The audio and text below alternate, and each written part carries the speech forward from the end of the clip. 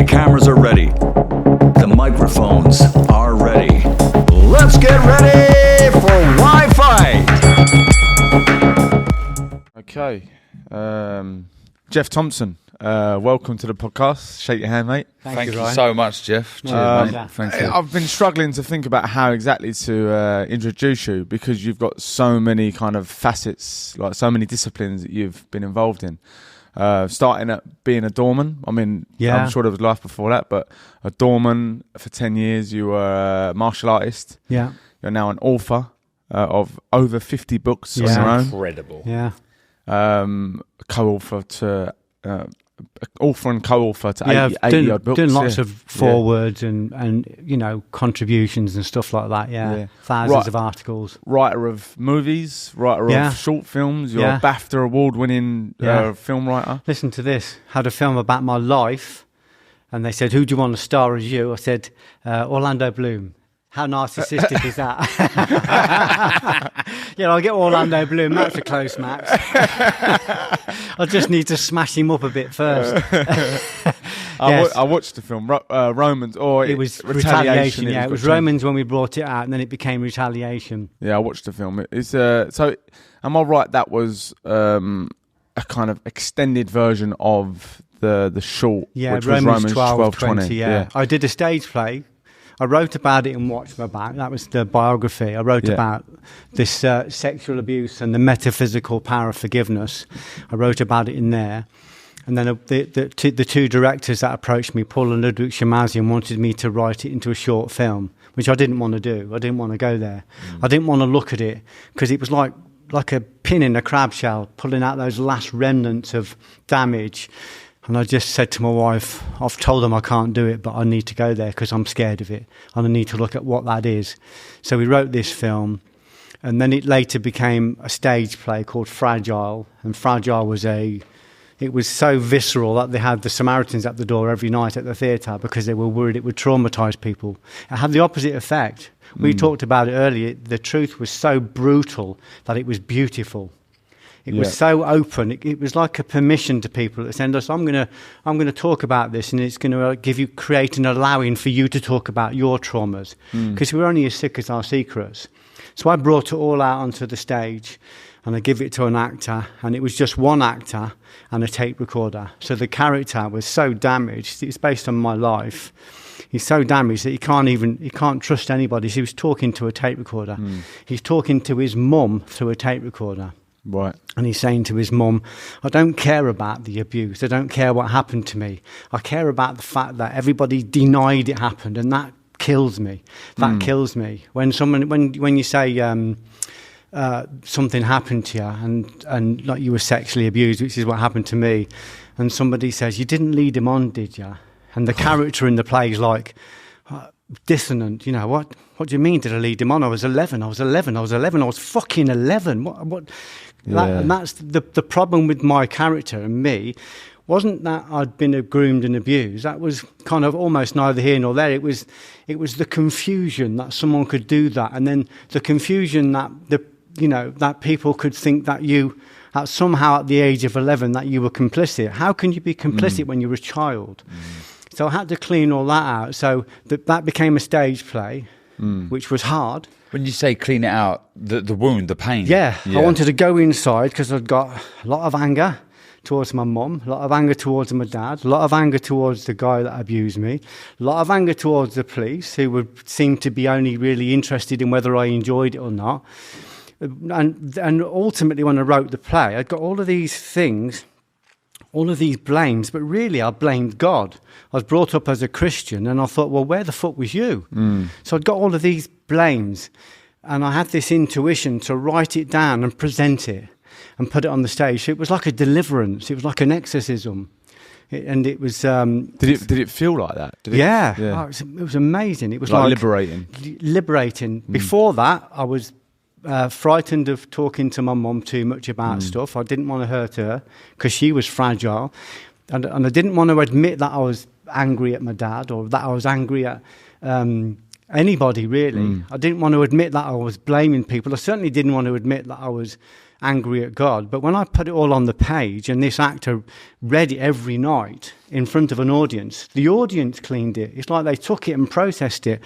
And I felt this unconditional love for my mum afterwards. I just couldn't stop hugging her. Unconditional love for everything. So this intuition, my God voice said to me, bring your complaint out. But he was answering the questions before they even came to the stage. But I had to bring it forward.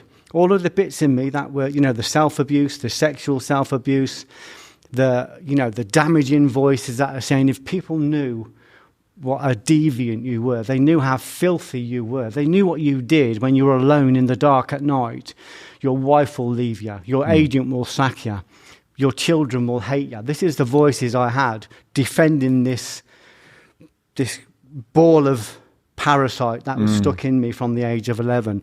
When I put it on the page, boom, I expanded. Because all this energy I'd been putting into this inner fight was suddenly gone. And I just wanted to hug everybody. I wanted to hug my mum. I wanted to have this unconditional love. Was you at peace with it there and then? No, it took time. Yeah. It took time. Yeah. I did watch my back, and my wife said, are you sure that's the right place to write about the abuse? And I said, well, if I'm not honest, if I don't tell the truth, what's the point in writing a book? Who's it going to help? So then that gave me the courage to write Romans 12:20, which was, I didn't want to write it. I didn't want to look at it again because there was still stuff there. And that did really well. It won international awards and it went all around the world, and the directors got like a Hollywood agent off the back of this short film. And then that gave me the courage to write Romans, the feature film, Fragile, the play, which was the most difficult. And then that gave me the courage to write the feature film. And each time I did it, I found a platform that helped me to clean it. Like, for instance, when we did Romans, you think I've got it all cleaned out of me, but this parasite's been in me since I was 11. So it's not just that there's a damaged cognition, a damaged belief that the world can't be trusted. It's the fact that every decision I made from the age of 11, every decision was determined and was filtered and came through that damaged perception. So all of the violence that was in my life, and there was a lot of violence. I mean, I battered people. I was so afraid. People said I was a good fighter. I wasn't. I was just scared. So if I knocked somebody out, I'd wait for them to come round and knock them out again, or I would do a 26-move kata on them when they're unconscious, so that they can't come back for me. They can't come back for a second one. So they couldn't attack you. So they couldn't come back to me the next day, Darren, or a week's time, because I would damage them so much, and that wasn't nullifying the problem. Yeah, so I'd go like, well, I don't want to fight this guy again. I've beaten him today, but there's a lot of luck involved in that. But this guy is going to come back next week for a return match, and I can't have that. So I would do a lot of damage. There was almost a state of psychosis. My violence was psychotic. But if you met me, I was like this. I was very polite, and I was very nice, kind of a middle-aged guy, balding, articulate, quite a soft voice. But when this energy went, I was so afraid, I would really damage people. So the reason I've got 50 books is because I was able to take that energy, because obviously, every time I hit somebody, that creates, that's a cause, that creates an effect. So I'm working the law of cause and effect. So I'm constantly creating shit and then getting shit back into my life again. I'm constantly finding violence everywhere I go, to the point where I said to my wife... Did you think you were seeking it? Well, I said to my wife, everywhere I go, there's violence. I said, in Coventry, so violent, everywhere I go. And she said, there's a common denominator, Geoff. It's everywhere you go. I was in fights in the car, I was in fights at christenings, I was at fights at weddings. What were the triggers, Geoff? Like, what was it? Anybody that tried to break the boundary, I took it right the way back to when I was abused, and somebody broke my boundary and sexually abused me, and I was terrified of anybody getting too close. So if they got too close and I ran out of words, and I didn't have a lot of words at the time, I had a shorter vocabulary, so I would just become physical, and I trained myself to be very good physical. A good over 5 seconds. I was a 3-second fighter. I had a big knockout punch, and I'd got moves, and I was brave enough to be preemptive, so I would always be first. So I never give people a chance. And I trained so that I only needed the one punch. So if I used it, it worked most of the time. And again, I want to stipulate this wasn't because I was brave or because I was a great fighter. I was an ordinary doorman.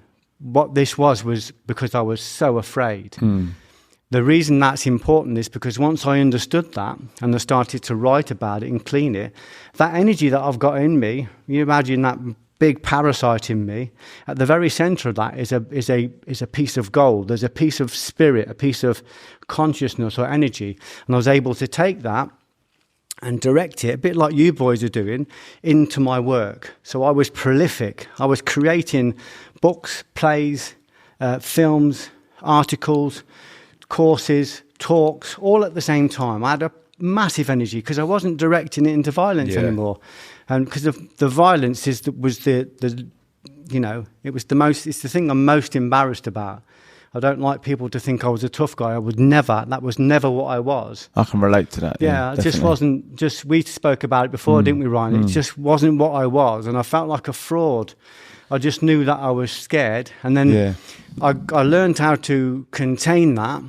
And I learned how to understand causation. So I recognized that every time I was violent with somebody, I would create violence and I would open up lots of vectors, infinite amount of vectors to get that violence back into my life. So everywhere I went, there was violence.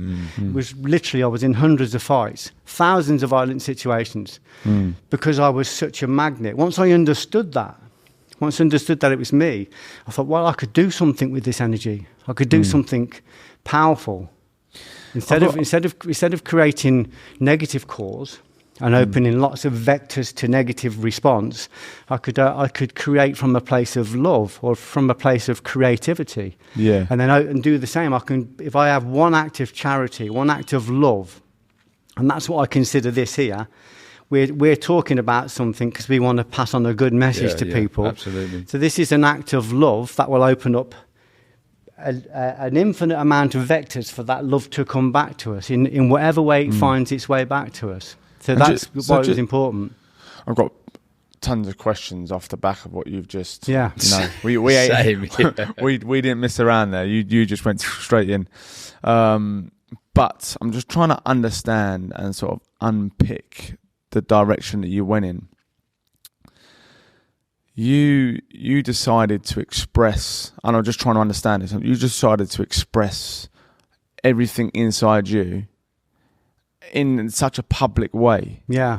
Did you do therapy and personal development and stuff? That's my therapy. Yeah, I wanted to know. Did you go to a therapist before that though? What did you? No.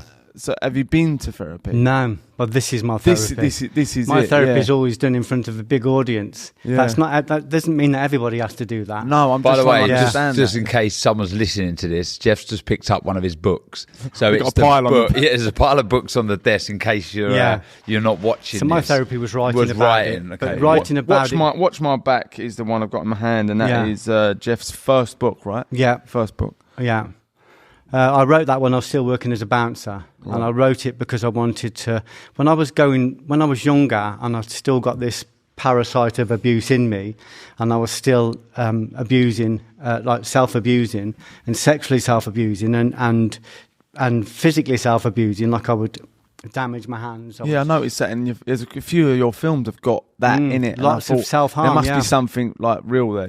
I realised when I was doing Romans 12:20, which is the first film we did about the abuse, I was trying to explain to the girl why the character needs tattoos. I'm covered in tattoos, my legs, my arms, and I said, listen, this is his war paint. And I said, and look at this big back. I said, I got a massive back. I was about 16 stone at the time. I said, that's his armour. And as I was trying to explain that, and I said, look at the broken nose and the cauliflower ears. This boy wants to get rid of all of his prettiness. He's a pretty boy. And he doesn't want to attract people that take advantage of that. So I got rid of all that. And as I was explaining it to the makeup artist why it was important, I burst out crying. I was sobbing. Because it was the first time I realised that I'd spent my whole life orchestrating my life to avoid people being able to abuse me. So I learned how to kill in 30 languages. I put the war paint. All my war paint is samurai warriors. My legs have got samurai warriors on. I built a massive disproportionate back. I could curl 220. You know, and so if I grabbed somebody, they knew they were grabbed, and I could punch. I trained with professional boxers. I trained with really good people, the best people in the world, so that I could knock somebody out from such close range that if you were in a crowd, you wouldn't know who hit him. He would just fall over. It was so close, and it was dynamic. And that was all of that. Like was Joe Lewis. Yeah, I named my son after Joe Lewis. Oh, did you? Yeah, because I love Joe Lewis.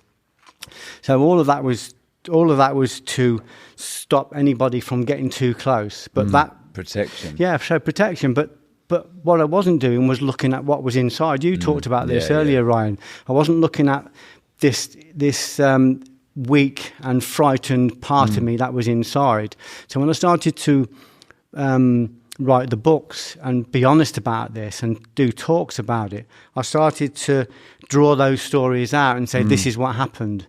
And when the blames come up, I explored the blames and I examined them and I picked them apart.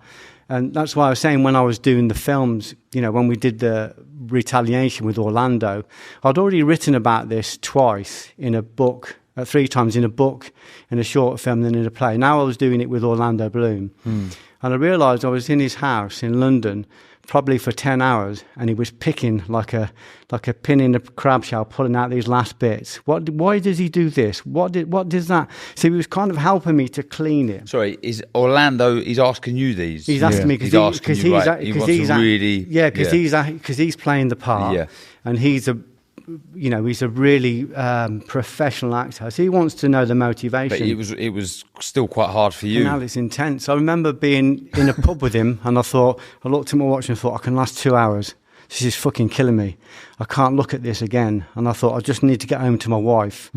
I was afraid to be away. I was afraid to be without my wife. I was like Mesner on the mountain when he was climbing Nanga Parbat, too afraid to go up, too afraid to go down, too afraid to stay where I was. At that moment, I felt afraid of life. Yeah. And I thought, I can last 2 hours and then I can go home to my wife and to the green fields where I like to walk. I don't want to look at this. This is so painful.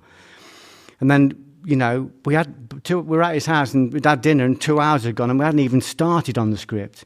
And it was killing me. And they obviously thought I was okay because I was holding it in. But all this stuff was coming up to be processed, to be delivered, to be exercised, and I don't want to look at it. But I need to look at it, I need to put it on the page, and I need to clean it. Because otherwise I can't process, I can't live in my life. So in the end, I just thought, oh, fuck it. I'm here for as long as I'm here. And we ended up being there for about 10 hours. Yeah. And whatever was left in it, I would not say he got it all out, but he helped me to get most of it out. Some of it came out when we did the screening at Edinburgh. Some of it came out when I did other screenings, because journalists and audience members would say, what does this mean? What does that mean? And I'd find myself explaining things that I didn't really know what they meant until they asked me. So even the screening, I remember at the screening in Edinburgh, I remember trembling. My son came down, Lewis came down to watch it with me. And I remember trembling. But I'm okay, I'm used to fear, so I can sit in the middle of that. I've had people want to kill me, and you have to sit in the middle of it, don't you? You understand that as a world champion, you know, you've got to be able to sit in the middle of that fear. So I'm sat in the middle of it, but people are asking me such personal questions and I want to answer them. And that's how I was able to cleanse it. So as I was able to locate the last part of this parasite and bring it into the film or into the play and put it in front of a worldwide audience who literally sat with it and helped me clean it, it just made me more and more centered. So I was able to completely exercise this so that eventually I was able to be in a room and people weren't frightened of me anymore. If I was in a room, if I wanted people to feel inspired by me. Yeah. Or even if they don't know me, I want them to feel the energy coming from me. And I can't do that if I've still got a parasite that takes over my will force. Yeah. Trying to transform people being fearful of you rather than that. Yeah. Feeling love. Yeah. Love in the room rather than... just love. And that's what I realised, that any kind of grudge, any kind of anxiety, any kind of unfinished business, it blocks the flow of love. It blocks the pure flow of love. But it also, the parasite contains love. It has, at the very center of it, at the core of it is love. It's sentient.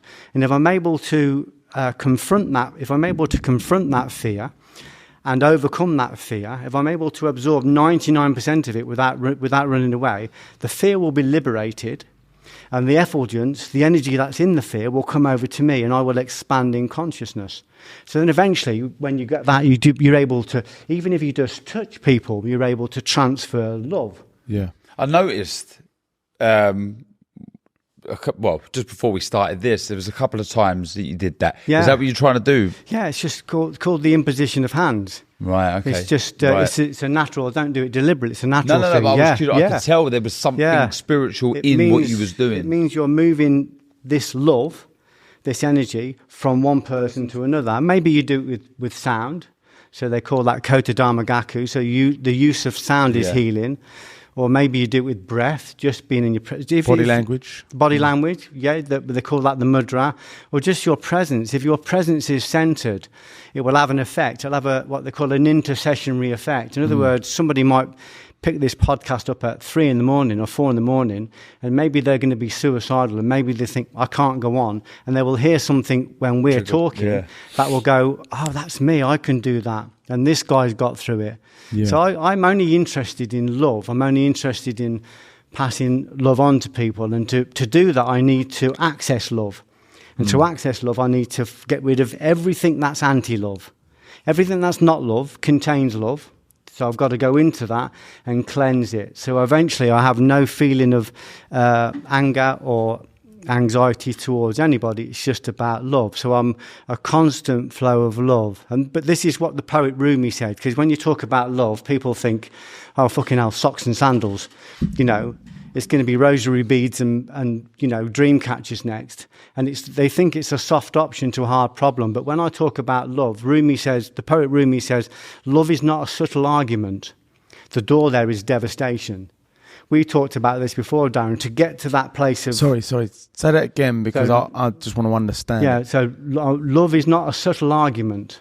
The door there is devastation. In other words, to get to the core of love, which is at our very centre, that's who we are. So this here, this is the heart centre or the will centre there. So to get to love, we have to devastate everything that isn't love. Everything that isn't love needs to go. Right. You know, so we become hench. You know what I mean? When you go into a fight, you don't take extra pounds with you. You take in your hench. You take in what you need. Yeah. There's nothing superfluous. You don't go to war with anything, any decoration. You just go with the bombs, don't you?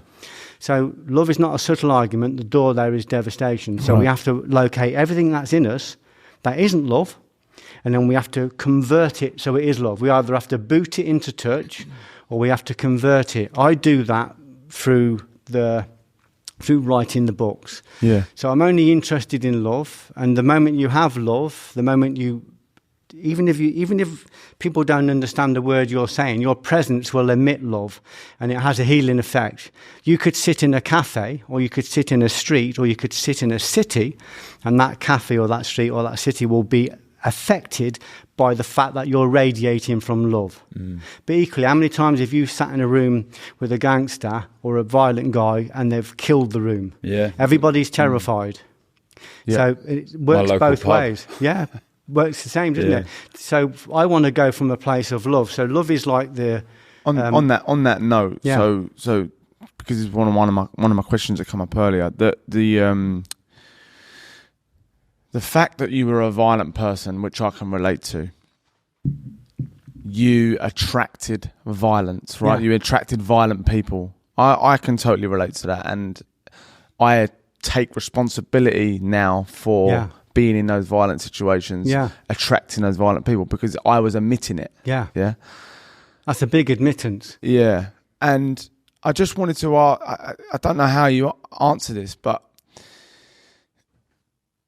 with what you went through as an 11-year-old, what do you think made you vulnerable to that? What were you emitting? Or was it not a case of that at all? Did all the emittance come after that? Or were you emitting a vulnerability before that?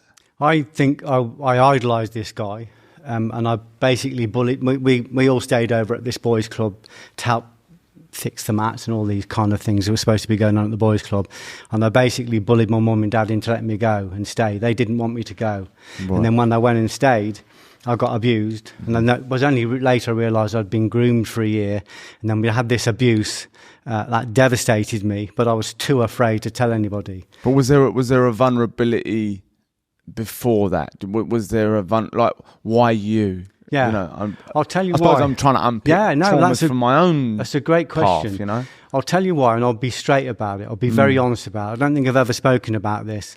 I feel as though my path was set to do something beautiful. My path was set to create, and to create at a large level. And I think there were darker forces that were interrupting my path. So that was.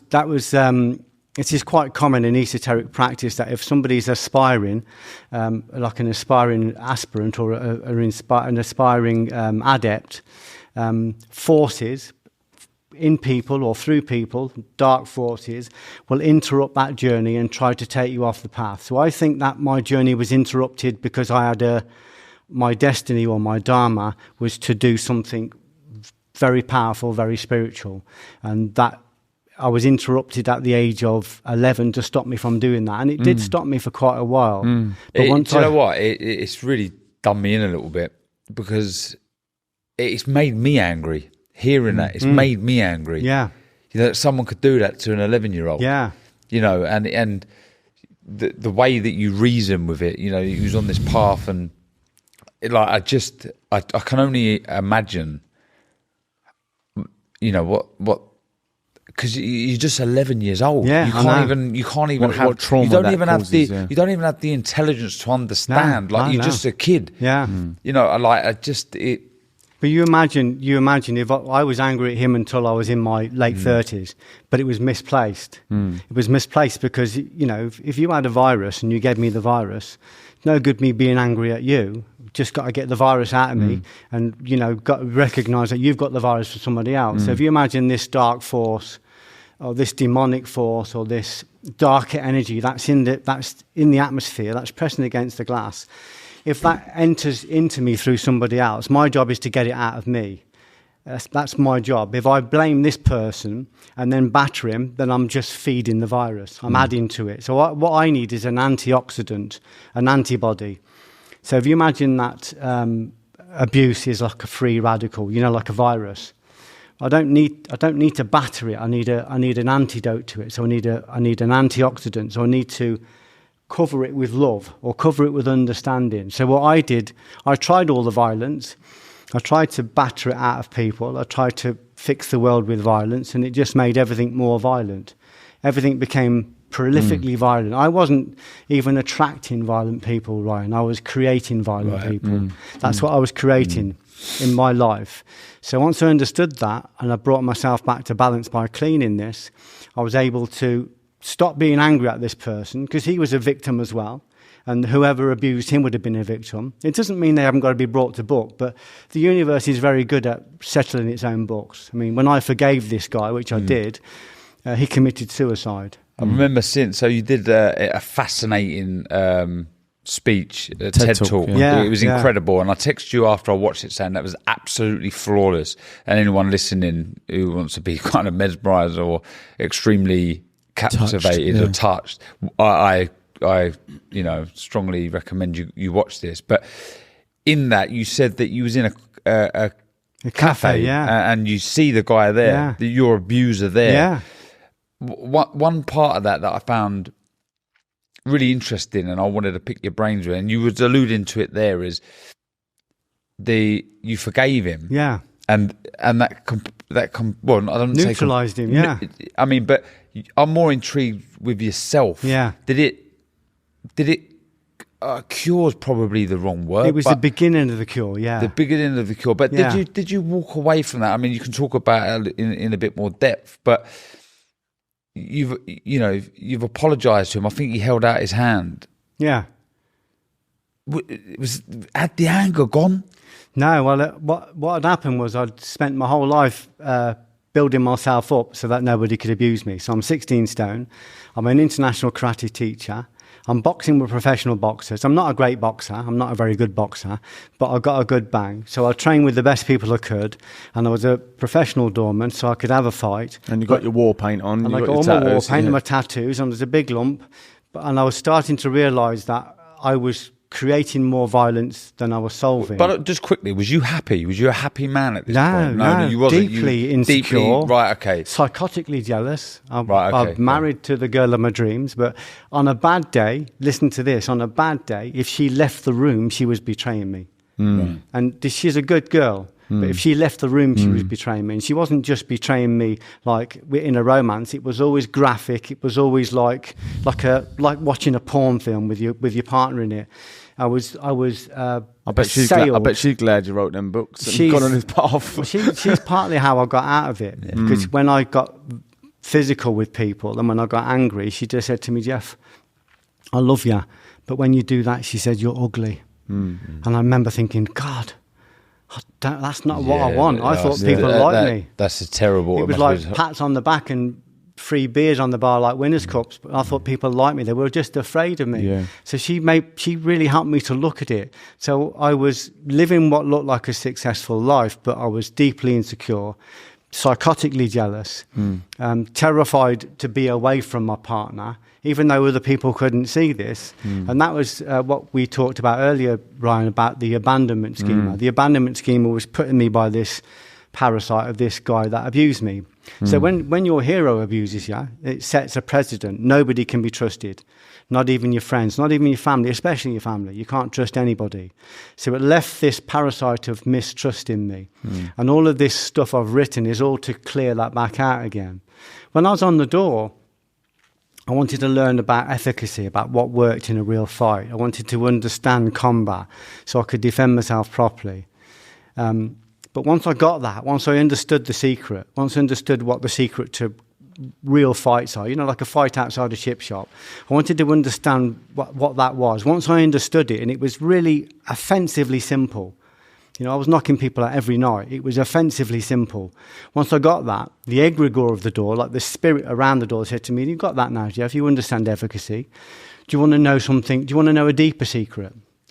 And I said, yeah. He said, okay, we want you to look at why are you attracting so much shit? You are a shit magnet. Why are you attracting so much shit? Why is there so much violence in your life? And I realized that I was creating monsters with my perception. I was forgetting I'd created them. Then I was developing tools and techniques to defend myself against the monsters I'd created and forgotten. I'd created violent people. I created infrastructure, nightclubs, pubs. I created the means for prolific, profligate violence. And he said, you're the one that's creating this. This pure energy of love is coming through you, but it's going through the filter of damage, through the filter of anger, through the filter of rage, through the filter of mistrust. So if you don't want to keep creating monsters, why don't you go in? Instead of going out to try and fix it, why don't you go in? Go in and root that parasite out. So that became my job, to clean those old perceptions. So once I got that, I couldn't believe how simple it was. So, of course, the concept was simple, but doing it was difficult. So as I started to, like at one time, I had weapons in every room of my house, weapons in my car. Everywhere I went, I carried weapons. I was tooled up all the time, every room in my house. If there was a problem at the club, my wife would go, give me a kiss and say, I'll see you in an hour. I'd go down to the pub and she'd give me my knuckle duster and a baseball bat. And that was just common parlance. I can relate to that. I used to sleep with an axe under my bed. And one day I thought, what am I doing? What the fuck have I got an axe Well, under once my I bed got for? it, Ryan, once I understood it, I got rid of all the violent weapons. I stopped reading the violent books. I stopped training in violence. This happened over a period of time. I started to read philosophical books, theological books, really deep books. I started to write about what I was learning, teach it. And as I contracted the negativity, my consciousness expanded. And as my consciousness expanded, the negativity contracted. So the nightclubs disappeared. They're not there anymore. Right. One of them's a hairdressers, no good to me, of course. One of them's a block of houses. Another one's just been knocked. All of the places that I built through my perception are no longer there. Yeah. But Geoff, metaphorically and physically, literally. And listen to this. When I finished writing, I don't think I've said this before, but when I finished doing Romans with Orlando, I was driving back through Coventry, and I come over the ring road, and the boys' club where I was sexually abused, demolished. Wow. Gone. I mean, literally gone. I said to my wife, it's been knocked down. They've knocked it down. So all remnants of that abuse that I'd created myself, or, all the anger and all the violence had been reduced to rubble, and all of those blocks became building blocks to build, this prolific library of writing, this prolific library of talks. I'm gonna have to slow you down a bit because you. The moment there, because I butted in, and you was talking about that moment where you was in the cafe with the abuser. I've got questions on this. Moment. And you're the strong guy, 16 stone, blah blah blah. But you forgave him. Well, what they say is that in Judaism, they say that if you meet the person that's attacked you, grab him and serve him, offer him love because he has something of yours, and you need it back, and you have something of his, and you've got to give him that back. But you're not going to get it back from him or give it back to him. What is it you have of his? I have his parasite. It reminds me of that saying, that old quote. When a man and an animal spill each other's blood, they become one. Yeah. Well, I was entangled. I've always thought that about boxing. Like, that's really insightful. You do become one. Like in boxing, you share something in that battle. You share, and obviously yours was not a battle. It was a sharing of the parasite. Spiritual sharing in a negative way. And it becomes That's really insightful. It took me 600,000 words to find just that. You found it in one sentence. Could have saved me 600,000 growing. It's true. I was entangled. They call it quantum entanglement. So this person's entangled with me, and I'm entangled with him. So even if we're separated by time, even if it's hate, it's still an entanglement. Still an entanglement. We're separated by time and distance. And even if somebody's dead, they're still entangled with you if you haven't cleared that. So that's what forgiveness means. Forgiveness means to find that parasite and give it over. So you've gone over to him. Yeah. You've walked over to this abuser. And by the way, sorry, what age was you? When I would have been 40 probably. 40. So all those years, after 29 years, after that traumatic moment, he's there. This armour that you'd built around you to protect you from... ultimately this man and crush him. You want to crush him. He's there. You walked over to him. What happened then? Well, I was starting to talk about forgiveness, and I was starting to talk about the Buddha of martial arts. In your life. In my life. I was starting to look at it because I realised I was creating a lot of violence, and the violence was multiplying because I kept being violent. It wasn't getting rid of it, and I was still deeply insecure. I was still deeply jealous and wounded, all the rest of it. So I was still really wounded because I recognised I built the exterior, but that parasite was still in there. So there was a virus still in me that was feeding through me, and it was feeding off things like jealousy, sexual pornography. I had a penchant for that. I couldn't stop myself looking at that. I was easily offended. You could take my autonomy off me like that.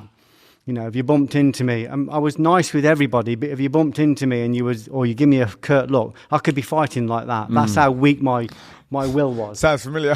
But that meant anybody could take my autonomy and my liberty like that. I remember talking to a couple of guys. One of them said to me, one of my friends, he said, if someone throws litter on the beach down by me, he said, it fucking winds me up. He said, it drives me mad. I said, so all I've got to do then to get your autonomy is to drop a bit of litter and I own you. And he goes, I never thought about that. Another guy said, if people hog the middle lane, he says, it drives me crazy.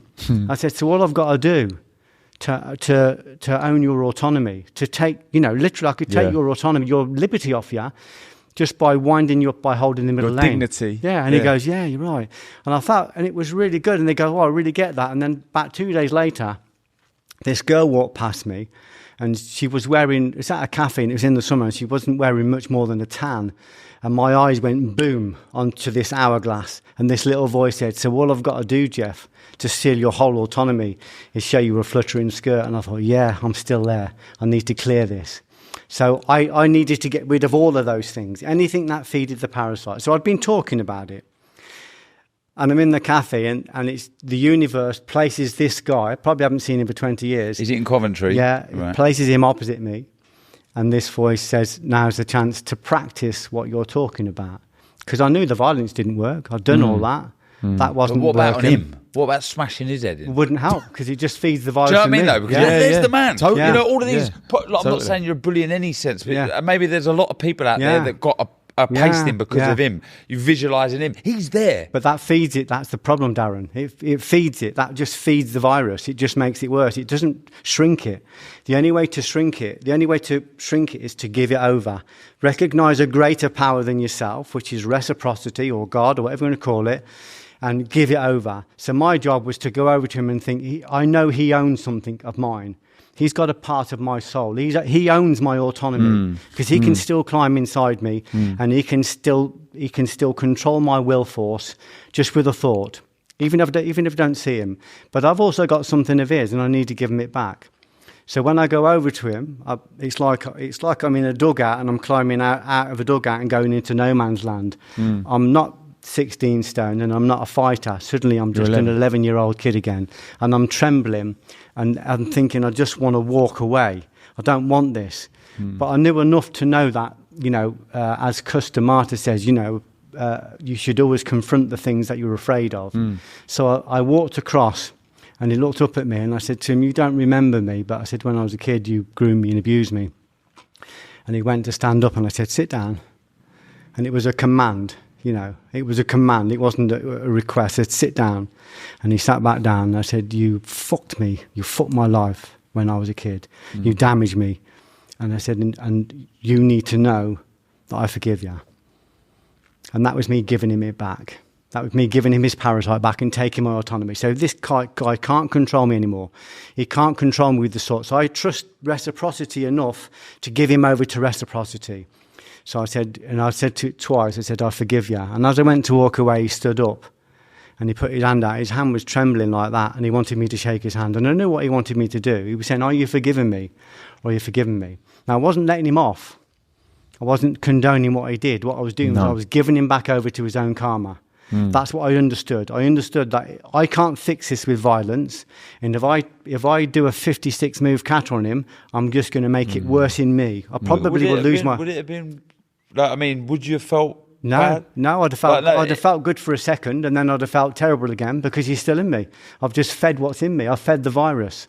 Yeah. I fed it. Yeah. And then I'm probably losing my autonomy because I'm not. I would have done a proper job on him. I would have lost my wife. I'd have lost my family. You'd gone to prison. I would have so I just thought I'll give it over to reciprocity, and I give it over to reciprocity.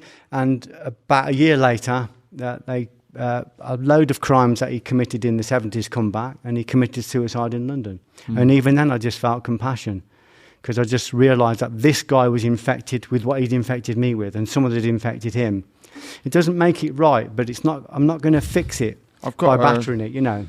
Yeah, I've sort of got a question on the.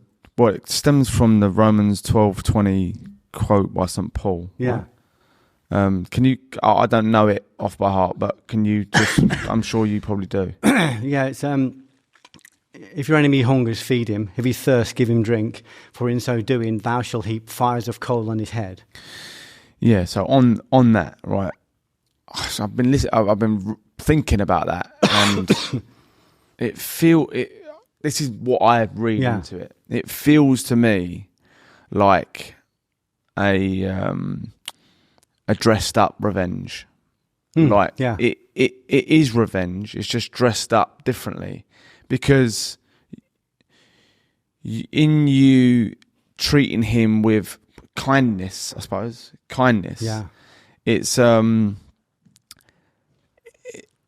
it gives him over to his own karma. Yeah, which is revenge, because you're then basically setting him alight in his own skin, in his own guilt, in his own conscience. And I just think that. So what? I feel like it is a revenge in its own way. In its own way, yeah. And do you see it that way? Because you're a better man than I am, because I just don't think I've got that in me. Yeah. But to a certain extent, I have. Yeah. I'm not the sort of monster that I once was, you know what I mean, Yeah. in a violent way.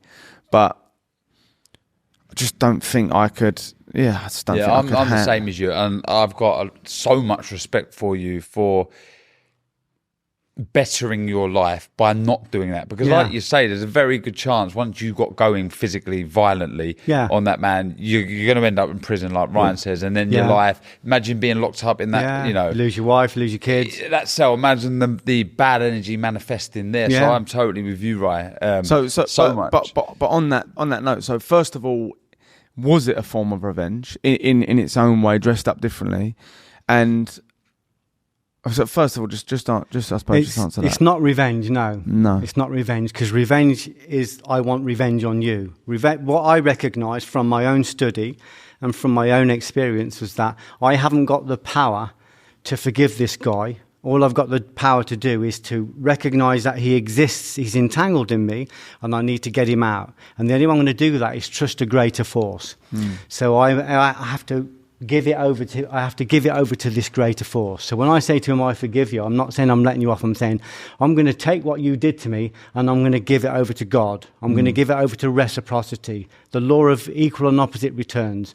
And then I'm going to feel compassion for you because I know what's coming. So when you say, if your enemy hungers, feed him. If he thirsts, give him drink. It's esoteric code. Food and drink are when they're deciphered from the esoteric, it means knowledge, it means truth. So this guy's living a lie. This guy's rationalising what he did and thinking it was okay and thinking it wasn't really a crime. And he's rationalised it his whole life. He thinks it's some kind of relationship because he's damaged himself. So when I give him the truth, I'm giving him the truth. I'm literally putting light into him. I'm saying, you've rationalised all this. I'm going to tell you the truth. What you did enlightened him to the truth. Yeah, it did, and that was what crushed him. That's what crushed him. So then I get my autonomy back. Literally, I go away free, and this guy has to go away. He can no longer connect with me. So if we keep a revenge for somebody or a grudge, we're bound to them, even across time and space. Because if they come into your mind, they take over your autonomy. They take over your relationship, with your family. I'd have a bad thought about this guy, and it would ruin my whole day. Yeah, call it I don't know. Call it a lucky thing that you was able to actually meet him and do that in person. Yeah. Because it liberated you, right? Yeah. What happens if someone has that trauma, that parasite, you call it, that trauma inside them? And they can't access the person. They can't access the person, for one, or they do access the person and the person goes, fuck off, I ain't got nothing to be forgiven for. Yeah. Doesn't matter. You're just getting rid of the parasite. I'm just getting rid of the virus. So it only exists. You're passing it on. Yeah. What do you think would have happened if he did that? If he said, I ain't listening to you. What people underestimate, because I feel like that would have triggered me into just a violent. What people underestimate with this process is that when you approach somebody with truth, with love, it makes no difference what they say. And the truth and the love is so overwhelming, they can't refute it. They can't. There's nothing they can do. It's overwhelming. It is its own power. It's an undiluted, powerful metaphysical force. So it's like he's being assailed by the whole universe. So he couldn't have refused it, but it wouldn't have made no difference to me. I was basically just saying, "You've given me this. I'm going to give it you back." And are you completely at peace with that now, Geoff? I'm absolutely at peace with it, yeah. But it didn't go away immediately, because you've got to remember, this guy abused me when I was 11. Between the ages of 11 and 40, I've battered a lot of people because of what's happened to me. Yeah. So I've got to clean all that out of me. So all of that, they call this repentance, but repentance just means to return. It means to repair. It means to return to a state of homeostasis or love. So I've had like 30 years of violence in me. That isn't going to go just because I've forgiven this guy.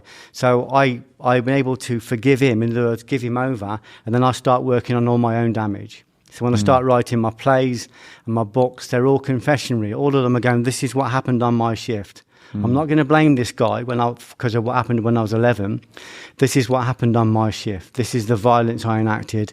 These are the affairs I had. This is the abuse and the self-abuse and the sexual self-abuse I committed to myself. This is the damage I did to myself. I'm going to confess it and I'm going to repair it. So I had a process then of got rid of the big parasite, then I've got to get rid of all the little demons that have collected in me over the years. You can't get rid of 20 years of violence in one fell swoop. And so, that became my process, but there was a freedom. He no longer had my autonomy. He no longer affected me. He no longer sat inside me entangled. For me to break what they say with quantum entanglement is that the way to become disentangled is to go deeper into entanglement. So in other words, you go beyond the person that's entangled you and you go to the pure base of love and you entangle with love. So I started to go, okay, I only want to do things that are going to heal, that are going to help people, that are going to serve people. And to do that and to come from a pure place of love, I need to get rid of everything that's not love. So all of those karmic debts I had, all the mistakes I made, all the people I beat up, I had to clean that one by one. It was almost like a new beginning, Geoff. Yeah. So at 41 years old, I was like, right, all of that chapter of my life is closed. Yeah. Bang. And but that's why my life is prolific. That's why I live in a field. In Stratford, if you look around at my life, my life is beautiful. Is that Shakespeare land? Is it? Yeah. I'm like 100 yards from where Shakespeare was married. So my writing's going to improve any time, I'm sure. I'm sure it's going to have an effect on me. So my life, as I've decreased that parasite, and remember, this isn't letting him off. The moment I'm violent towards him, the moment I'm angry towards him, I'm invested in it. It just makes it fatter, just makes it bigger. And even if I killed it, he's still in me, right? Because I fed it. Earlier on, you mentioned writing the play. Sorry, Fragile. Fragile, yeah. And you said that they had the Samaritans and stuff there, and it done the opposite of traumatise. It liberated people. Yeah. I can relate that to what I've experienced in group therapy. Yeah. Because when you sit and you listen to someone else sharing their secrets and their hang-ups, their issues, their humiliations. Yeah. It's almost like a responsibility. It hands over a responsibility for you to do the same. Yeah, it creates an allowing, doesn't it? It allows you to do it. Because you go, these people are... And it's almost like that. That's what it was doing for those people. Because you'd shared you brutally. Yeah. And they then felt liberated to be able to share themselves. And then once you get that, Ryan, you can start cleaning for your family. You can start cleaning for your friends. You can start cleaning for, your ancestors. If you look at my BAFTA and hold it... It's a big, weighty object. It's really weighty. But that you look at that and you think, it's just a trophy. It's an ego extension. But it's not. Well, that trophy is my brother died from alcoholism, and that was me. My brother couldn't clean his story. He left 4 beautiful kids. My mum and dad were traumatised. I was with him when he died. I was traumatised.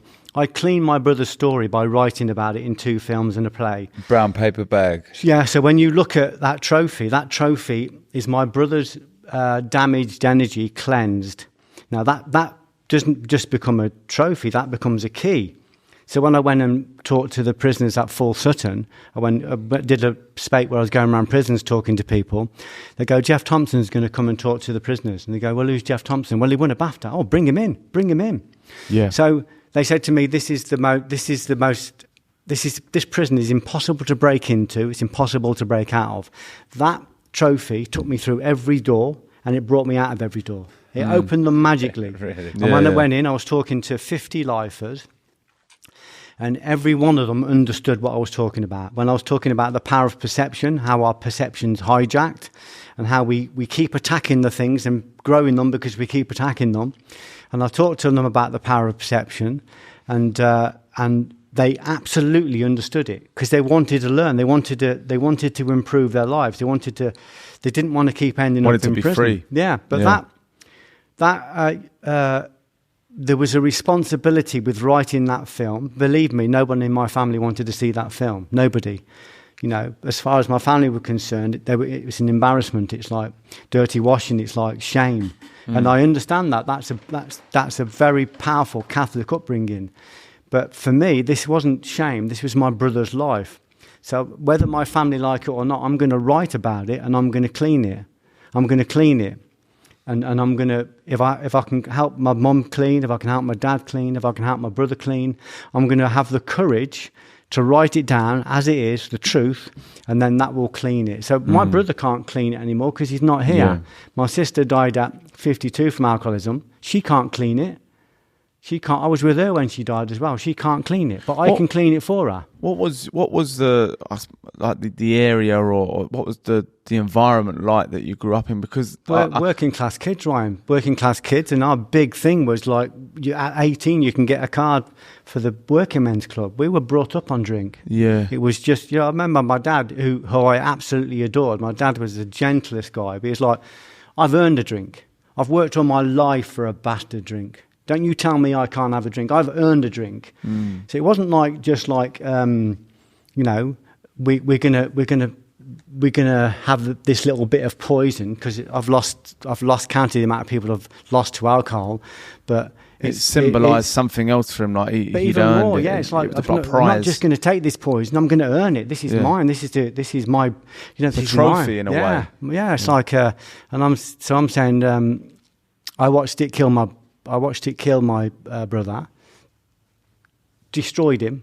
In the end, my brother was an entrepreneurial spirit, a poet, and his world shrank to the size of a stool in a hallway in a shitty flat in one of the rough areas of Bell Green. He didn't leave that stool every day. He just drank neat sherry or strong cider, and he said he would walk from the stool to his tent, which he would sleep in because he was too afraid to go in the bedroom. And he said, but in the tent, the demons are trying to get into the tent to get me. So I watched my brother's life shrink. He went from travelling around the country, working, to being scared to leave the Midlands, to being scared to leave Coventry. Then he wouldn't leave Bell Green, then he wouldn't leave Bell Green Square, then eventually he wouldn't leave his block of flats. He would go up and down the flats to his other mates who liked to drink. Eventually, this fear shrank him so he wouldn't leave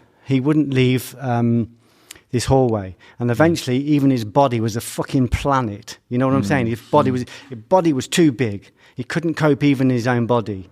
He was afraid of his own body. And I watched all that happen. And when he died, I wrote about it, and I demanded to know, what can you teach me from your life? And he said, do not listen to fear. Right. Well, a couple of things. That's yes. what he said. Yeah, but this is what I spoke to him metaphysically. He died. And that came to you. Yeah, I wrote about it, and I said, Ray, tell me, what have you learned? I want to know. You've died violently, and you've left 4 children, and I want to know. And my brother was my hero, excuse me. And when I wrote about it, he said, do not listen to fear. If you listen to fear, it will shrink you down to nothing. Even your body will be too big for you. So the process of making brown paper bag, which you won the BAFTA for, right? I mean, they're nice awards, obviously. Yeah. But was the process and the reason behind making that to help others? Yeah. Because it's so powerful. What is it, 13, 14 minutes long? Yeah, 14 minutes, I think it is, yeah. Wow, I mean, it just shows you, because, I'm on my own journey at the minute. At the point of recording this podcast, I'm 8.5 months, not touched anything. And it just shows you the levels of alcoholism. Alcoholism, yeah. Excuse me. Everyone thinks an alcoholic is the guy on the park bench. Yeah. But it's not. It can affect people in other ways. And I see, I watched that, and it was very, very powerful. And I've no doubt, Geoff, that your brother, your sister would be extremely proud of you for the work that you've left there. Because it resonated with me. Yeah. It really, really did. It was special work. And were you the youngest, Geoff? Youngest boy. My sister was the youngest. Right. She was. She was 3 of you. Yeah, 4 of us all together. Oh, okay. Yeah. And that leads me on to the other part. So going back to that TED talk. I was fascinated by your stories about fear, and the way that you categorized them. You put them in like almost a triangle, a pyramid, if you like, with the one at the bottom being the least thing you was fearful of, but then the point being the most fearful. Can you talk to us about your experience of fear and how you believe you can tackle fear? Because it's such a complex emotion. It's there to protect us, but yet it can consume us. if you don't mind talking to us about fear. Because of all this stuff happened to me when I was a kid, I got this massive creative outlet, but nowhere to behaviourally use it. I got all this energy, but nowhere to put it. So it created a backlog. So I became root bound. I suffered lots of depressions, and my depressions would leave me locked in a house and terrified to leave the house, following my wife around like a lost puppy because I was so afraid.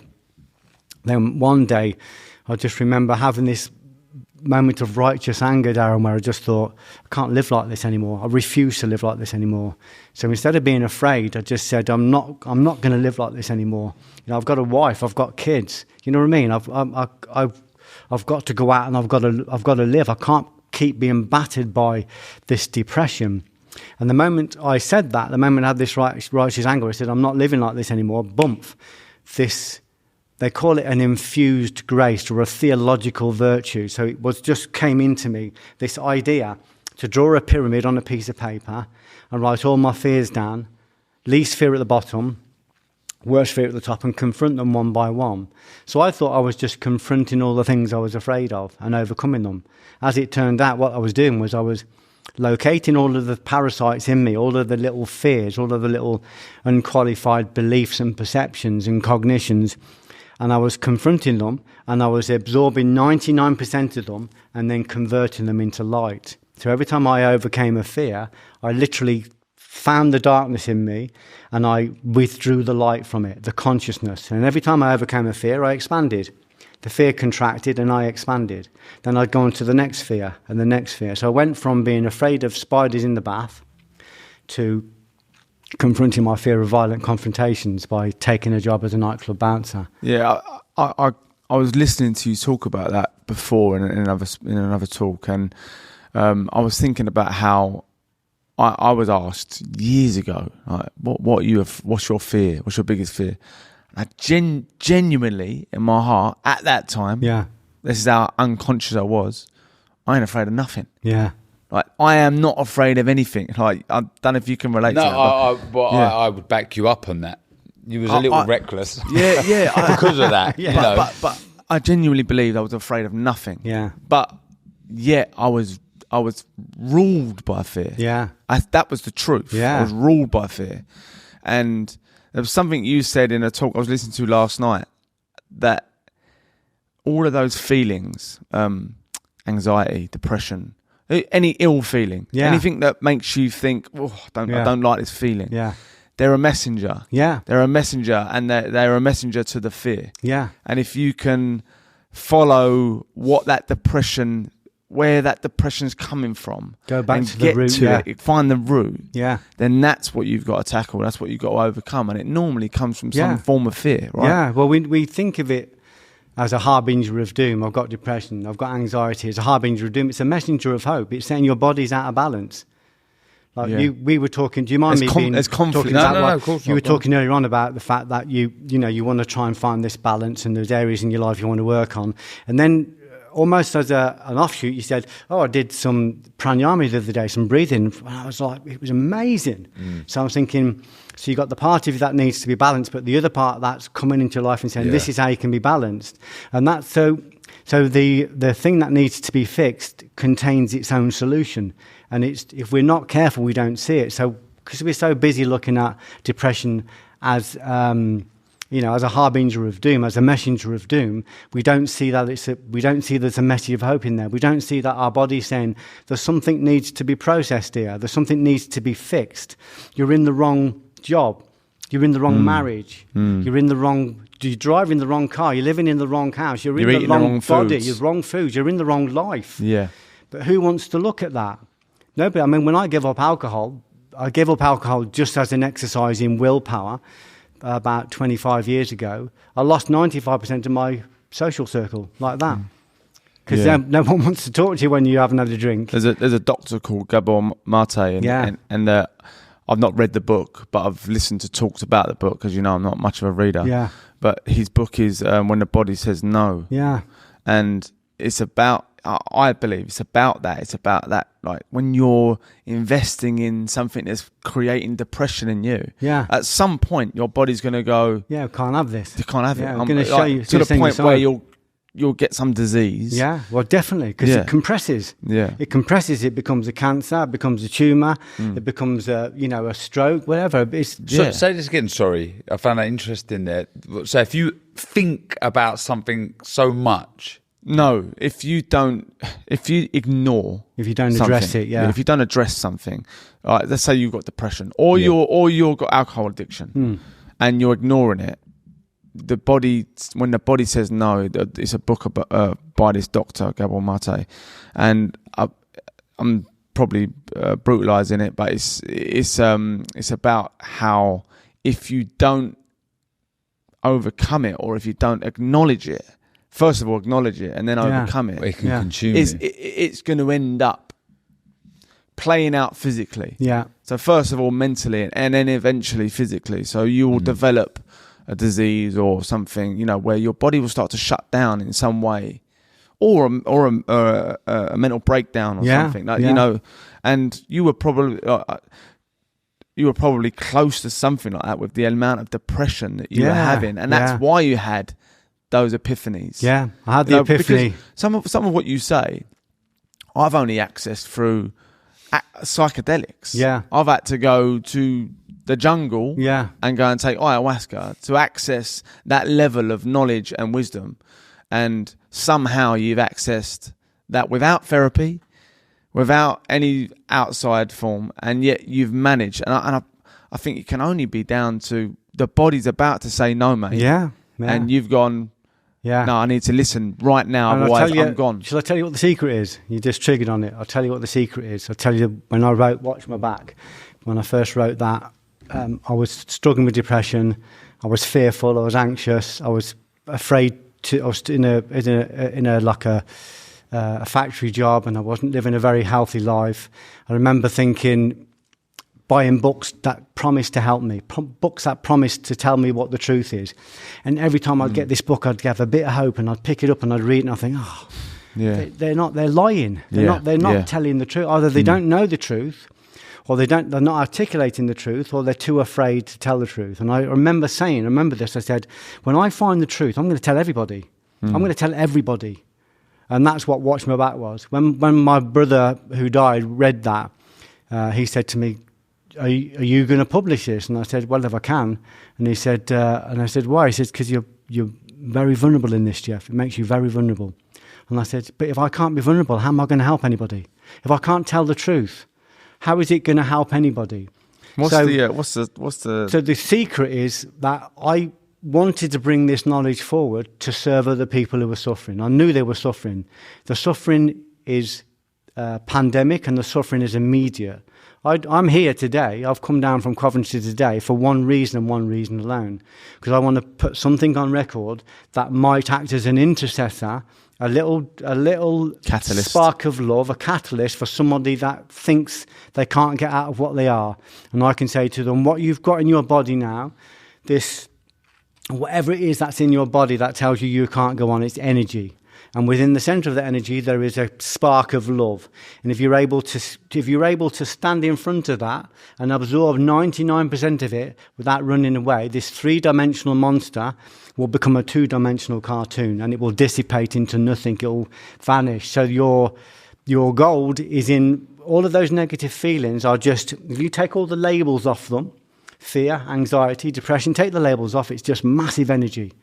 Are you fearful of anything now, Geoff? Yeah, just one thing. Separation from God, separation from love. I don't want to be separated from love. I've found love in my life. So losing yourself again, in other words. Falling, yeah. If you have a bad moment or a bad day, which I do, when you have a fall and you make a mistake.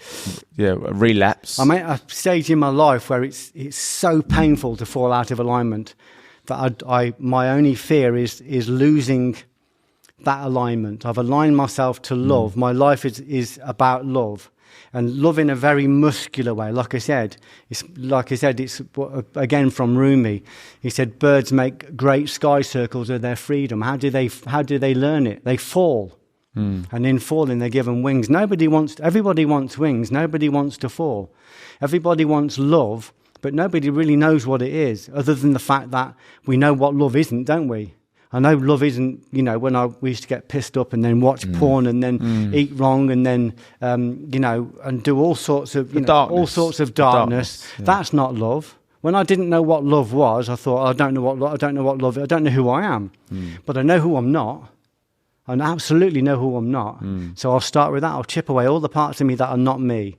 I'll chip away all the parts of me that are not love. If I'm not sure, I'll say to my wife, what can I work on? Or I'll say to my kids, where am I out of alignment? Or I'll go into a meditation if I'm really brave, or a prayer, and I'll just say, I just want to serve love. I want to sit in a room and just work as a receptacle or an instrument for love. Show me what isn't love in my life so that I can clean it. I had a thing the other day.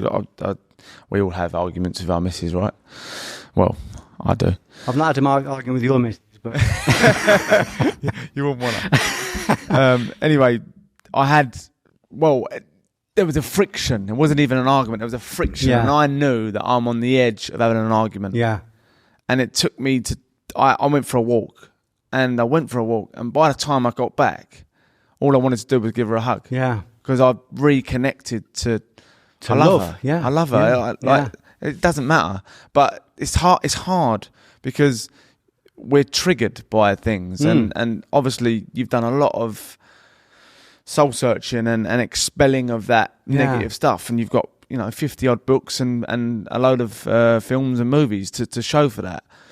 I've done years of therapy and stuff, but still, and that is a triggering of depression for me. When I get to that point where I want to lose my temper like I used to, like when I feel that anger, it's I understand. That's the darkness. The darkness is in the room, basically. But you need that. You can look at a light bulb. You got a dark terminal, and you got a light terminal. So you got positive energy and negative energy. You put the filament between the two, it creates light. So when you get light, you don't see darkness and light. You don't see positive and negative. You just see light. So I've got a part of me that could easily fall into anger. I've got a part of me that wants to give everything away I've got to the homeless, even my shoes, even my socks. So both of them are extremes. If I'm able to, or I might have a will to do something and a will not to do it, if I'm able to put my will force in between that and act, so I want to be angry, but I use my will force to keep myself centered, to keep myself balanced, then I can just create light from that. So I need both energies. But if you've got too much of one and not enough of the other, then your life becomes about, finding that center line, finding the very center, which is right here, like I was saying to Darren, it's right in the center, but the causal will exists here. So through the work we're doing, we find that center, what you would call your own geometric point or your own soul or your own singularity, the part that is uniquely you. And you'll know it because it's what you feel when you feel the love for your wife or your kids or whatever. So we find that part and we hold ourselves there. And I'm not angry at the dark. I need it. I need both energies. But there's another lovely poem by Rumi. He says, beyond right action and wrong action, there is a field. I'll meet you there. So you've got the positive energy, the negative energy, and you've got the field of energy or the field of light created when you put those two together. So I want to give this rough sleeper a cup of tea. Another part of me is going, it's not my problem, you know what I mean? It's not, I can't feed every hungry mouth in London. And I put my will force between the two, and I think that's my brother in the gutter there. That's my sister, and I buy them a cup of tea, or maybe I'll just say a prayer for them or whatever. So when I put my will force in between the two and work from a place of love, I'm creating light. There's no longer a right action and wrong action. There is just a field of light, a field of love. So for my job in my own life became about the brutal honesty, which I feel from both of you, that you have it with yourself. You're brutally honest with yourself, and you go, I need to convert all the darkness in me into light. So any part of me that is broken, any part of me that I haven't cleaned yet, I want to be a better man. Yeah, so I want to take all of those negative energies, the depression, the anxiety. It's massive energy. Look at that. That's that's gone all over the world. It's been a stage play. It's been a film. It's been a BAFTA-winning short film that Ray Winston starred in. I know he's a friend of yours. It's been thousands of articles. That's you're looking at anxiety and depression. That's what that is. But you feel that, Darren. Feel how beautiful it feels. Yeah. Feel that. You're feeling depression. You're feeling anxiety. It's not. It isn't depression and anxiety. That is transformed into physical form. Yeah. People can read that and go, "Oh, I'm not the only person in the world that's afraid." Do you feel proud of that? Yeah, I love it because I recognise that this is an example, and this is the book about the fear book about how I built the pyramid. But this is an example of how you convert darkness into light. Right. We're not trying to get rid of the darkness. We need it. We just need to convert it. And to convert it, you need to do exactly what you did to win a world boxing title. Man, that's amazing. But it's the same kind of, it demands the same kind of dedication, the same kind of spirit, the same kind of courage. Do you have any sort of techniques, Geoff? So, say if you are feeling, you do sway a little bit off that centre line. Any sort of techniques that get you back to where you need to be, whether you're feeling a bit depressed, angry, any of those emotions? Is there anything, you could sort of share that may, if there is a listener listening that is, struggling a little bit and could do with a quick sort of, right, let's do this? Well, I think the thing you can go to immediately is pranayama, which is breathing. So diaphragmatic. If you imagine you fall into an anger or a depression, you've fallen into a sympathetic state where the sympathetic nervous system is kicking off. Fight or flight. So if you do pranayama, diaphragmatic breathing, very slow belly breathing, just very slow breathing, just that on its own will bring you back into what they call homeostasis or balance.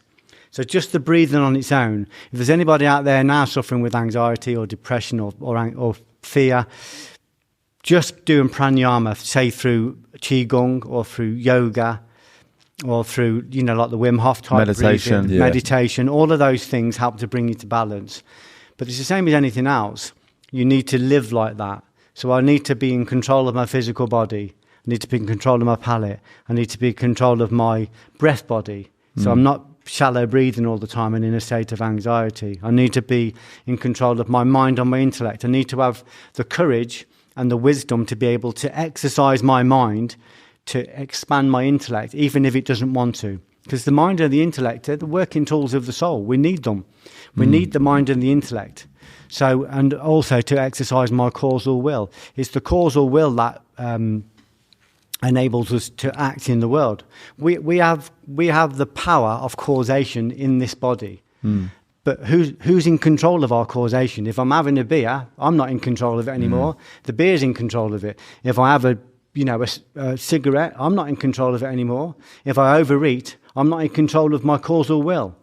If I'm going on the internet and looking at sexual pornography, I'm not in control of my causal will. With the causal will, we can create empires and we can destroy them. How many people have you seen destroy their lives when they fall out of balance, when they lose their own will? And how many people have you seen create amazing realities when they get control of their causal will? So for me, it always comes back to the same thing. Everything I do needs its starting point in love. I need to do this because I really care about the people it's going out to. I need to write a book because I want it to land with somebody that's suffering. This is what the Buddha said to his chief student, who said, "Tell me about the universe. Tell me about what happens when you die. Tell me about all of these metaphysical things." He said, "I've never promised to tell you that." He said, "That's not what I'm here for." He said, "What I'm here for is to tell you that people are suffering, and the suffering is immediate, and we're fucking stepping over them in the street to get to the sales. We're not even acknowledging it's there. We're rationalising that we don't need to do anything. People are suffering. People are suffering in our own houses. People are suffering in our own families." He said the suffering is immediate, and we need to find something to help other people to transform that suffering. We can't do that if we're not fixed ourselves. We can't get people out of a burning building if we haven't found a route out. So all of the other stuff, it's lovely and it's really nice to talk about it, but really it's all down to the fact that what started my whole transformation was that I knew that there were people suffering, and I promised that when I found any answers at all, I was going to share them, and I was going to share them as honestly as I could, because people are suffering. I once stood and talked to I was going to a very important meeting, And I looked over. It was out by BAFTA, and it was one of the, everything's important, And I'm see this kid sat outside. I think it's just by Piccadilly, up by BAFTA, and she was sat and she was freezing. Maybe she was 16, 17. Oh man, the compassion! It wiped me out. I went over, and I'd got some gloves. I used to carry gloves in my bag in the winter because I couldn't bear walking past rough sleepers. So I went over, and when I talked to her, I saw eternity through her. She smiled at me. She was so cold, she couldn't put the gloves on, so I put the gloves on. The street disappeared, and the meeting was stupid and irrelevant. The world disappeared. All I could see through this kid was my own children. I could see my own family. I knew this was someone's kid. This isn't someone you step over. Now, that doesn't mean I have to go around and feed everybody that I see. It means I have to find compassion, because that's enough. If you have compassion for somebody, even if it's just a felt compassion and you project it, that's enough to feed them and the whole universe. I have to say this because just the other day, I mean a week ago, if that, I was just walking through the alleyway there, and it shocked me. There was a young girl laying down, and your story just brought me straight back there. And she was asleep on the floor, and I walked past her, and I thought, oh man. I was going to do something and I was coming back, and I thought, and I started to think about what can I do? Yeah. And I thought I'll buy her some food. So I went to the shop, bought some food, but I thought about inviting her in here and giving her a shower, go in the shower, giving her some fresh t-shirt and stuff. And I'm gutted at myself that I didn't do that because I gave her the food. Yeah. And I, to my detriment, I didn't do it because I thought I'll become a target. They'll come knocking on my door. Yeah, and I didn't do it. Yeah, that's really honest, though. That's really honest. But what I think, when I look at you two, I'm thinking, when you put this podcast out, not because you want to make money or because you got followers, or you want followers, you put this out because from a place of love, you are feeding them. You are feeding every homeless person. We are feeding them. We are giving them drink. We are helping them. And not everybody's lane is to go around and dress people that or feed people that are in the street. That might be somebody else's lane. But if we're going to do this, I want this to go out and be so concentrated that it filters out and it feeds everybody out there that's suffering.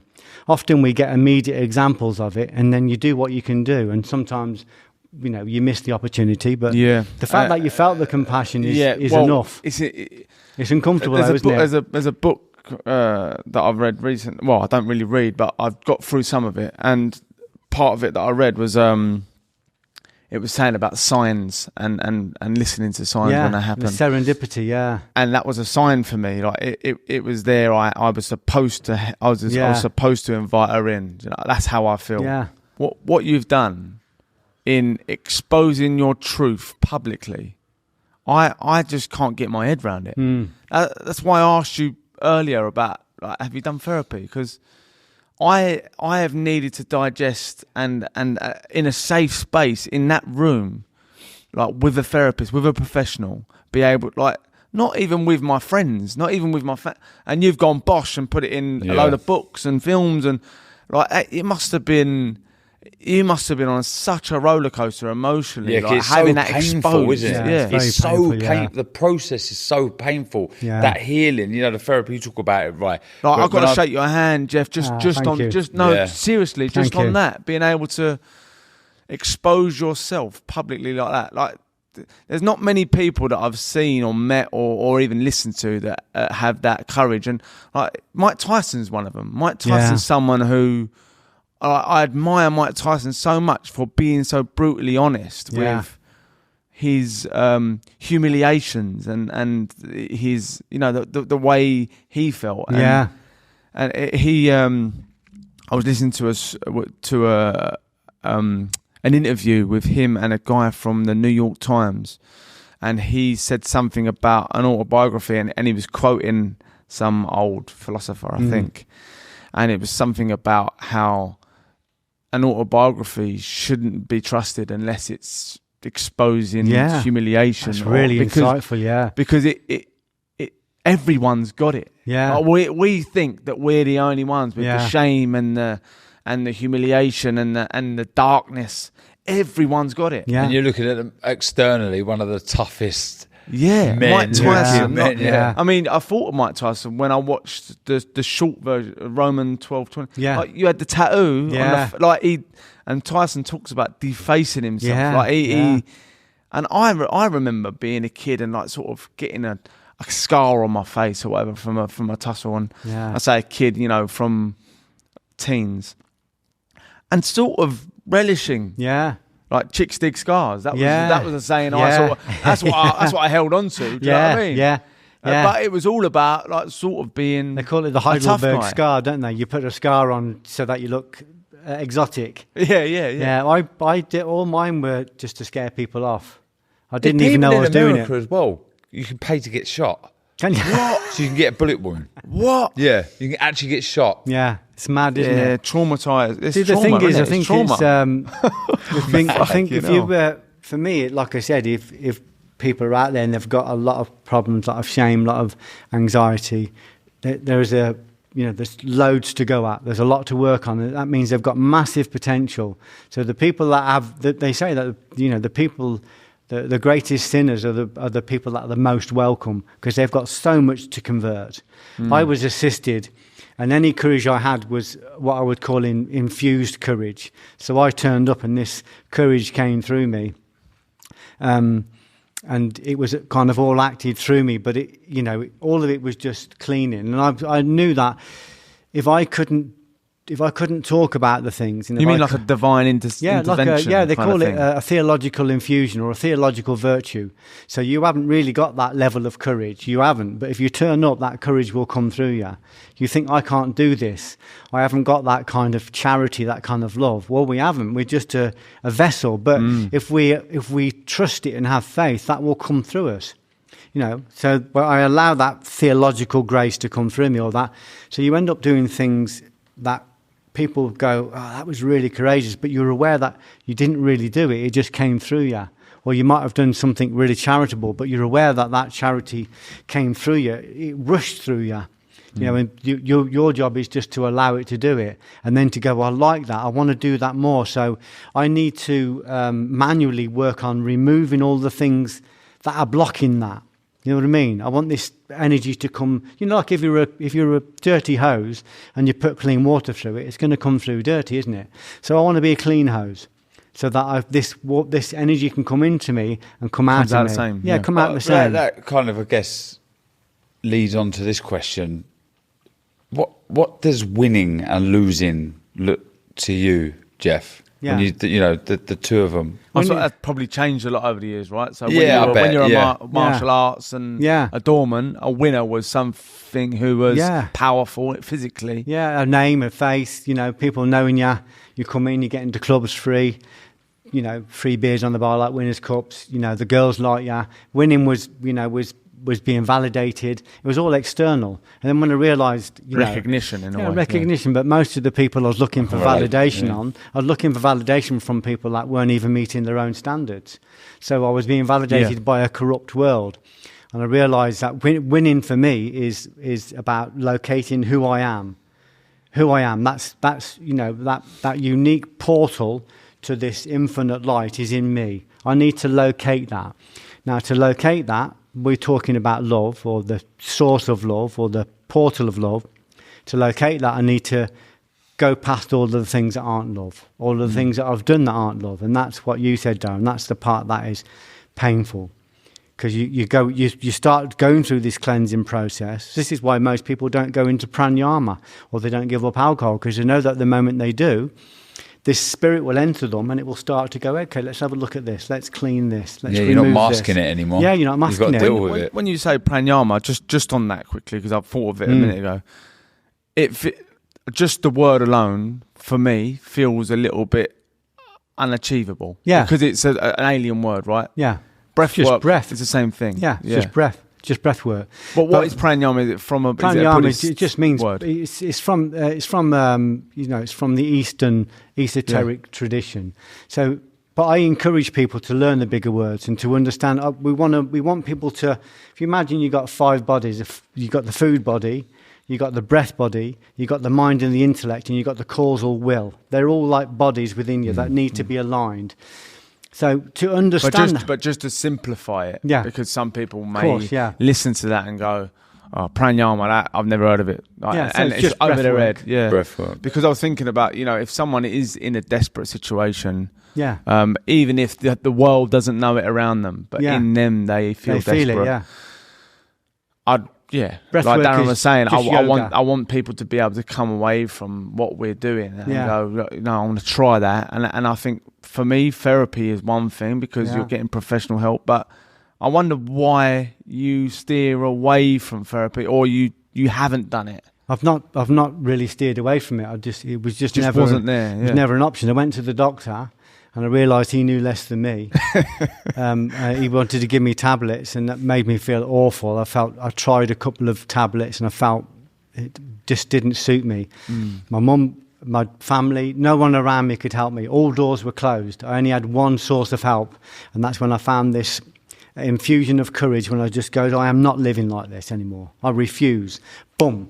Then this idea falls into my consciousness, like I said, like a coin falling through water. Then it's up to me to act on it. Then I'm starting to convert those fears into consciousness and awareness. But part of it is, I completely agree with you. We've got to keep this simple so that people can go, I can try that. I can go and do yoga tomorrow. There's yoga, qigong, tai chi everywhere.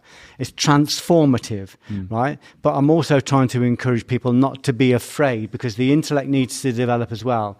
The mind and the intellect are all tools of the soul. So the more we can expand the mind and intellect. I used to be really intimidated by big words. I'd be offended by it. And some of my people who read some of my books are going, "Oh, he's really swallowed a dictionary." But I'm encouraging people to expand their intellect, because the more we can understand about the world, the more we can understand about causation, the more we can understand about the science of what's going on around us, and our potential as the central hub of that, it's working through us, the more they'll be able to do. There is nothing they can't achieve. This access to this love is equitably available to everybody. It's inspired. I must say, it's inspired me.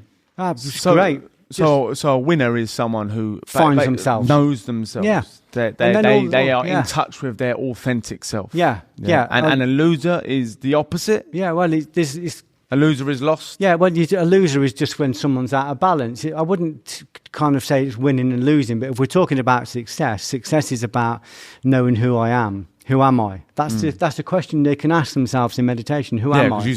I mean, we spoke before, and you're like, you guys are successful, and I was like, let's leave that on for the podcast, because what is successful? But at the moment, when I look at what you are doing, you are using your energy and you're projecting it in a very powerful, positive way. That's why I'm here, because I felt it when you contacted me, and I said, well, let's do a Zoom, and you said we'd really like to do it face to face, which is always better. So I felt that the intention was congruent. Yeah. So in other words, you're thinking and you're saying and you're doing, we're in alignment. You want to do something that's going to benefit people, even if it wasn't articulated like that. That's what I sensed. So for me, I have to be doing that. Yeah. So I've been in a place in my life before where I've not been, and I just it was eating me up. Yeah. Like I can't just live for the pound note. Well, the ultimate aim, really, for me, Ryan, is to recognise that the inside and the outside are not different. So when I'm in my dead centre, I can command the adamantine particles. In other words, I can command reality. It can be commanded through me. I commanded it when I was in a dark place by creating nightclubs and pubs and bars and violence. You can do it that way, then you can do it that way. You can do it through a dark filter. And I'm going, that's a shitstorm. That's not how I want to live. Everybody's afraid of me. My wife is afraid of me. I'm not even, when I was having sex, I wasn't even having sex with my wife. I'd got 10 other girls in my head when I was having sex with my wife. I was a bully. If my wife didn't want to cuddle, it'd be, slam doors and a cold back in bed. What's that? Which comes from, you've sort of alluded to the abandonment issue, right? Yeah. And I was wondering whether you could maybe elaborate on where you feel that abandonment issue came from, because Just to sort of be open about that from my perspective. I've been through different traumas and stuff in my life, and felt through therapy that was the cause for me being so violent and explosive, and actually through ayahuasca, through psychedelics, was where I really got to the root of my angst, my anger, and it was all stemming from very early on feeling like, the abandonment issue, being inadequate, being not good enough, not worthy, and the breakdown of relationship with my mum was the root of my pain, my suffering. Yeah.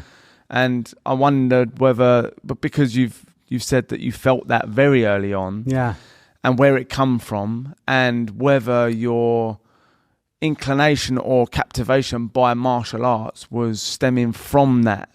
Yeah, in some way. I went into the martial arts because I wanted to be able to control my physical body so that people couldn't abuse it. But it led me, when I got very good at the physical martial arts, it led me into the Budo, which is the esoteric end, the mystical or spiritual end of martial arts, where I started to stop working externally and started to work internally. So like a philosophy in a way. Yeah, philosophy. Philosophy just means a love of wisdom. And wisdom is what you would consider to be these sparks of, like I said about infused courage or infused knowledge. It comes into you. It's like a tincture of wisdom that falls in when you're aligned. So I wanted to make myself a better vessel for that, and I wanted it be so that if I'm in the world, but at 11. When you started, when did you start martial arts? I started when I was about 11. Yeah. So when you were captivated by the physical expression, and it was martial arts, karate. Why was it? And because I think that boxing captivated me because it was giving me, I was somebody. Yeah. I had a chance to be somebody, and I was gaining self-worth through an external thing, wrongly, but it was working at the time. Yeah. And I wondered whether that was like a... Yeah, I think I sensed that. I started in Aikido, and I think I sensed that it would give me the tools to be able to work in the world. I couldn't articulate it at the time, but if we're going to work in the world, we need to understand how the world works, because most people don't. Most people don't understand that what you think and what you say and what you do have an effect. It goes out, it creates a cause, and it opens up a myriad vectors for the effect to come back. That's definite. That's certain. What we put out is going to return. Well, that's great. But if you haven't got control of yourself, that's not good, because people are constantly thinking and saying and doing unkind things. So we have to train ourselves to be able to think and say and do kind things. So we're creating an infinite amount of vectors for it constantly to come back to me, which happens to me all the time.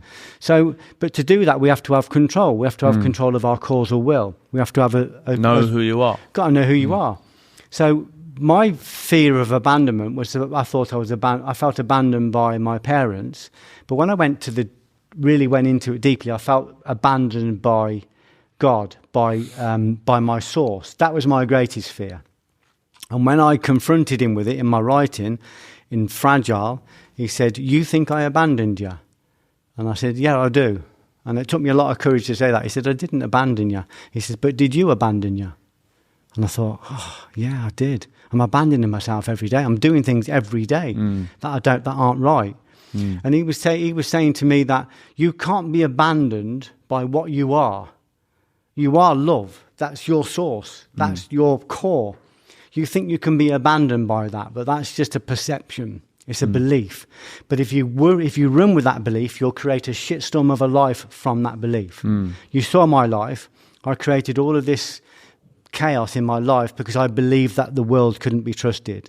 What he was saying to me is, you can't be abandoned by what you are. You are at your very source love. And I keep saying this because people have the idea that love is a soft option. Love is not a subtle argument. The door there is devastation. In other words, what we said before, we have to remove the things that aren't love. And that is, in Islam, they call that the greater jihad. The lesser jihad is when we go out and try and fix things out there. But that's like trying to fix a horror film at the level of the screen. You're not going to fix that at the level of the screen. You've got to go back to the projector. You've got to rip out the old film and put in a romantic comedy. Yeah. Put in something nice. We've got the power to do that. We are projecting through our perceptions, through our beliefs, through our cognitions, through our precepts, all of these rules. We're projecting through them, but we don't have to. And if this sounds complicated, I can simplify it. Just work, think and say and do from a place of kindness, and you won't go wrong. That's incredible. Geoff, it's a bit of we've had different answers to this one. Some like the word, some don't. And it's legacy. How would you like to be remembered one day? Hopefully people won't remember me at all. I don't want a legacy. Or your work. You know, there's a reason. I know it was self-help, but the books that you've left behind. I'll be really straight about it. It's not my work. That's the truth. That work comes through me. I don't own any of that. So I don't want to be remembered Geoff Thompson. If my name helps to inspire people and they can see an ordinary person coming from a council estate, a working class kid who's doing well, that's great. But I know that anything that's come through me that is good came through me, didn't come from me. So there's no legacy for me. I'm a postman. I don't want any thanks and I don't want any criticism. If I've posted a £50,000 check, I'm going to deliver it. And if it's a red letter, don't blame me. So the moment I start taking credit for it, I diminish it because the ego goes, oh, I need a legacy. I need a credit. I need validation. But I absolutely genuinely know the reason this work is beautiful, and I know it's beautiful, is because it's got truth in it. And it's got truth in it because it's come from my very core. It's come through me. Yeah, it's tried and tested. So I think legacy is okay. It's an early thing. It's like in the beginning, you need to aim for things in the world, and you need to aim for these things to achieve them. But it's a temporal truth for me. So it's like a stepping stone towards a higher truth. So the higher truth is that I am the source of this. The source of it's in me, and I need to let the ego be a good servant, but don't let it take credit for everything, and let it come through me. That way, I can be a prolific instrument for love, love, love.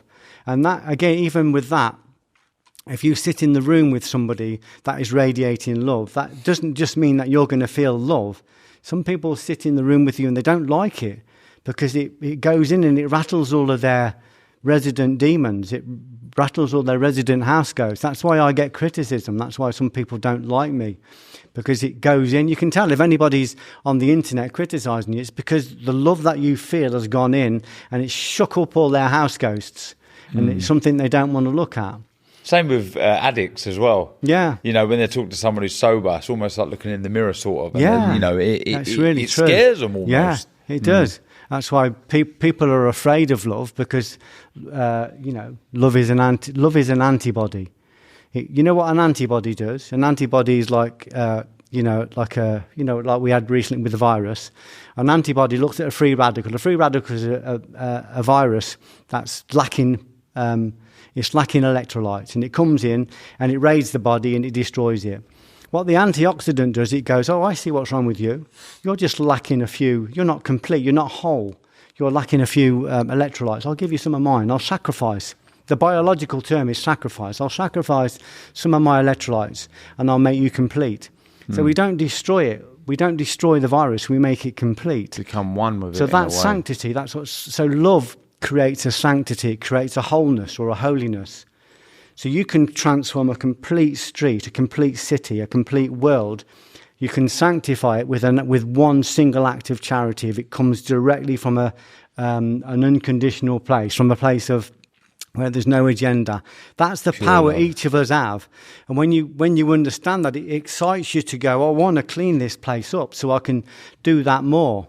So that you can sit in a room and people not even know you, but you know that room and that street and that city is going to benefit just because you're there, because it's coming through you. So no legacy for me, but I just want to constantly work on connecting to this source and letting this source work through me. It's almost like that. I again listened to you in the build up to this, and that word sanctified, I Googled it because I'm not as wordy as you, but understanding that in knowing yourself fully, authentically, what you are is becoming whole. Yeah, that's exactly it. Yeah. And in becoming whole, you become holy, if you like, if you want to put it in same religious word, terms. Yeah, same thing.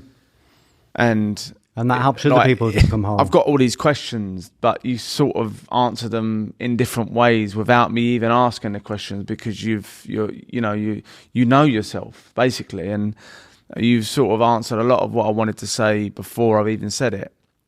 And I feel like an injustice to you by even asking the question now, because you've said it, and the whole point of this podcast is why fight?